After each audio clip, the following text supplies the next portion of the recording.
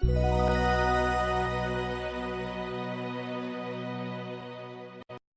guys, in today's video, I will show you how to make a romantic video using LightMV. First, go to its official website, then choose Wedding Template. Then click the Select button. After that, click the Upload button at the upper right corner of the interface, then choose photo or video that you want to use. Then, drag the photo on the box according to your choice. Once done, click the Produce button to create a video, then wait for it to be processed. Once processed, click the Download button to save your video on your computer.